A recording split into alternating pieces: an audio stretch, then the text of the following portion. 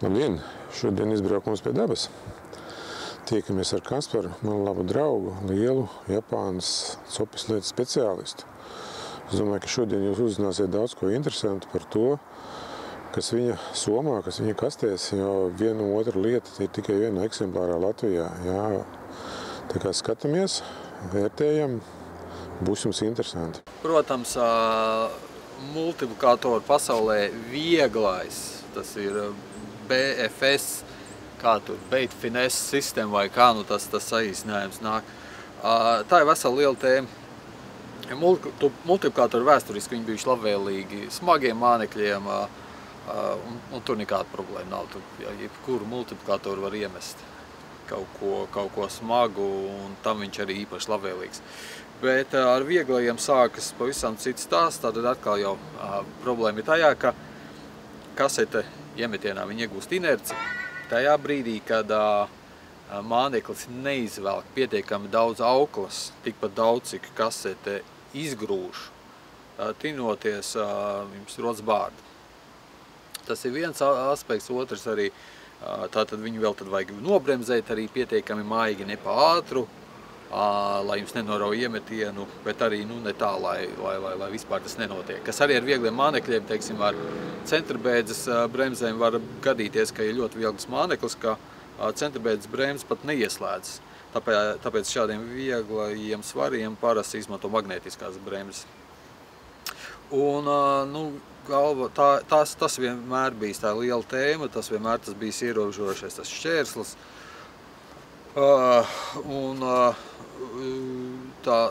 Tieši mazajiem viegliem mānekļiem ir tas, kur multiplikātora klase cena sevi parāda jo īpaši. Ar lētu multu, varbūt tagad sāk parādīties ķīniešu kaut kādu ražojumu, kas to darot, man vēl viens rokās nav bijis, ir daudz labas atsauksmes Krievijas internetā arī un amerikāņi, ka ir jau šobrīd salīdzinoši lēti multi, ar kuriem var mest arī vieglos svarus, bet līdz pat neseniem laikiem tas bija neiespējami.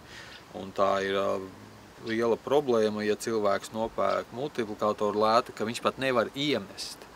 Tur citas lietas ir, ka cik ilgi kalpo, tas ir lēta un jebkuru spoli, tas ir jautājums, vai tev būs komfortabli ietīt, vai tur viss rūks, zobrati un tā tālāk. Bet ar multiplikātoru ir tas, ka ja viņš nav pietiekami labas kvalitātes, vai arī tu met kaut ko vieglāku, kā viņš ir piemērots, tu pat iemest nevar. Tu aplausies jau pašā pirmajā solī spinningošanas, un tad, protams, tas izpaliek.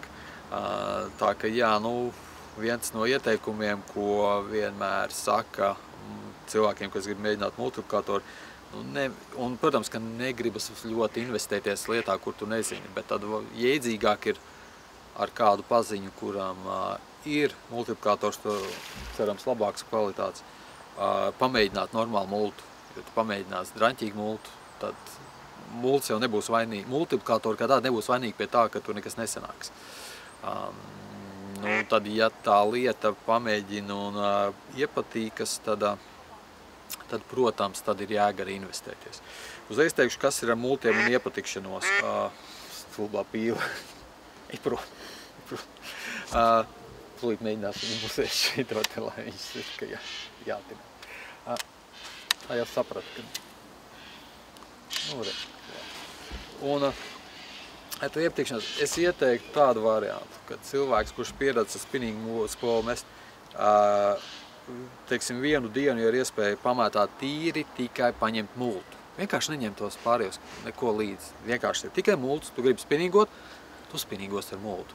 Kādas reizes tu varbūt noraus mānekli vai vienkārši sataisīs baisu bārdu, bet tev nebūs izvēles pēkšņi nomest visu zemē. Nē, es atkal darīšu ar spinningu. Tu būsi spiests ar to multu iemācīties, grib vai negrib. Un tas neprasa ilgu laiku, tev nepaies visu dienu, tā būs, teiksim, pāris stundas, tu varbūt mocīsies maksimums. Un tad jau viss ir skaidrs. Varbūt galvenā priekšrocība multiplikātoram tur ir daudz, mēs jau runātu par mīnusiem un plusiem, bet man personīgi galvenā tā ergonomija.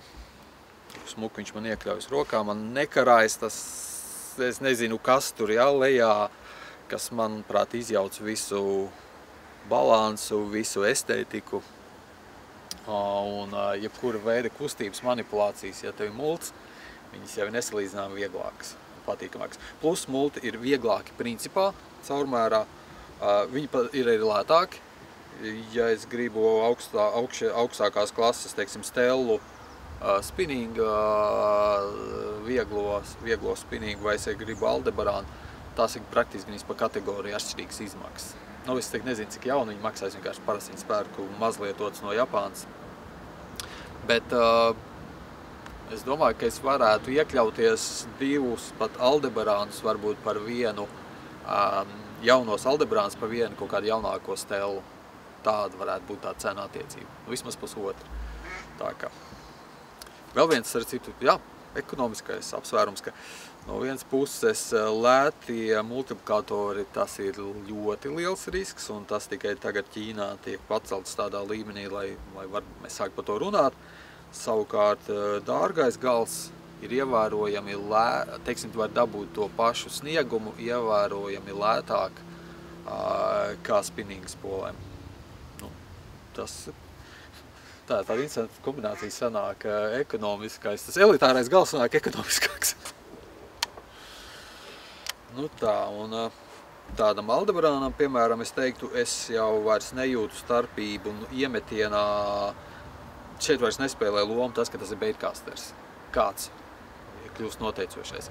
Ja tas ir šādam māneklim piemērots kāds, būs iemetiens. Ja tas nav kāds pietiekami piemērots, tad tur arī iemetiens nesanāk. Par tādu Aldebarānu beidkasters vairs tev iemešanu praktiski neierobežo.